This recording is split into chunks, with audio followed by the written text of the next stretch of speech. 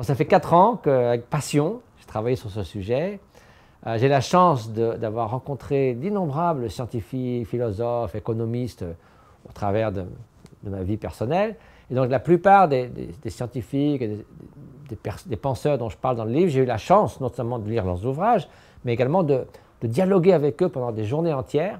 Donc ça, c'est un avantage énorme. Ceux qui parlent français ont pu relire certains des chapitres pour vérifier leur authenticité. Donc j'ai essayé, et au fil du temps, je me suis aperçu qu'il y avait de plus en plus de sujets qui rentraient dans l'altruisme. Je ne pouvais pas simplement parler vérifier que l'altruisme véritable existe. Parce qu'on allait me dire, regardez les camps de concentration. Donc il fallait aussi adresser les forces contraires. Le narcissisme, l'individualisme, la violence, d'où vient-elle? La violence extrême, la déshumanisation de l'autre, l'objectification des animaux. Tout ça, on ne peut pas passer ça sous silence, sinon on vous dit, vous avez une vision complètement utopique de la bonté humaine.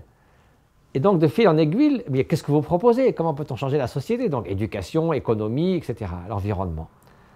Donc, j'ai été amené, par la force des choses, d'abord à me rendre compte qu'il y avait effectivement toute une école en psychologie, en philosophie, qui disait l'homme est fondamentalement égoïste. Et il fallait montrer que philosophiquement, c'était absurde, et que dans les faits, scientifiquement, ça ne tenait pas debout. Il fallait montrer aussi comment cet altruisme est survenu, parce qu'il n'est pas arrivé comme ça, des millions d'années d'évolution.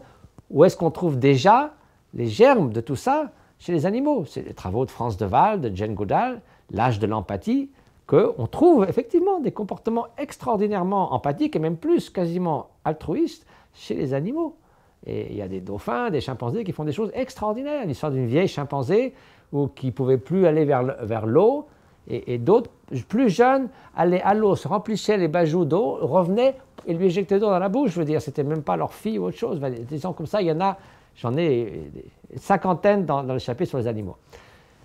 Au fil de l'évolution, il y a beaucoup après Darwin qui était très sur la coopération, il y a d'autres, des néo-darwinistes ont dit non, c'est les gènes égoïstes, on ne peut favoriser que ceux qui portent nos gènes. Mais non, c'est vrai que c'est faux.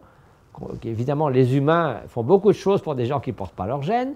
Donc, il y a une nouvelle école de pensée où on considère qu'au contraire, la coopération a été une importance beaucoup plus grande dans l'évolution de la compétition. Il fallait montrer comment l'évolution des cultures peut jouer pour accroître le comportement prosociaux et l'altruisme. Il fallait montrer comment dans l'enfance, on pensait que les enfants étaient égoïstes. Freud et Piaget disaient les enfants sont tous égoïstes. Piaget disait l'empathie ne vient pas avant l'âge de 7 ans.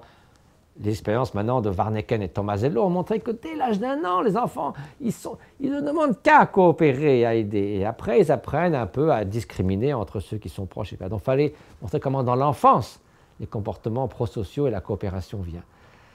Il fallait montrer, donc, encore une fois, les forces contraires. Qu'est-ce qui s'oppose à ça? Donc, c'est pour ça que j'ai essayé de construire ce livre d'abord, montrer que l'altruisme véritable existe, montrer comment il est apparu chez les animaux et chez les enfants.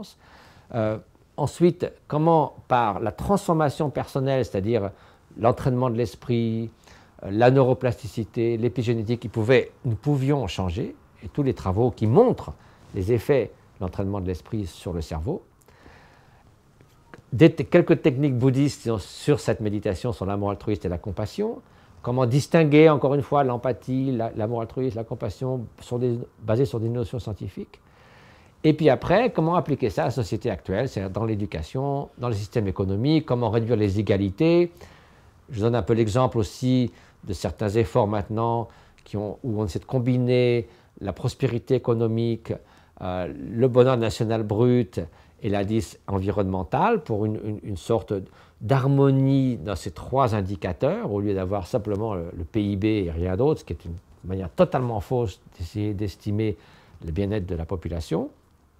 Et finalement, comment on peut avoir des remèdes locaux et puis une sorte de responsabilité globale, une forme de gouvernance globale, et d'examiner un peu dans cet ensemble. Donc j'ai été amené finalement à quelque chose de beaucoup plus vaste, ce à quoi je m'attendais. Donc ça fait évidemment, il y a 45 chapitres, mais ne pas introduire tout ça, ça manquait à ce tableau d'ensemble. Et du coup, je pense que le plaidoyer pour l'altruisme, qui montre la force, l'importance de la bienveillance et de l'altruisme, ça ne suffisait pas simplement de montrer que l'altruisme véritable existe. Il fallait montrer tout l'ensemble de ce tableau Donc c'est pour ça que ça a pris pas mal de temps et beaucoup de recherches.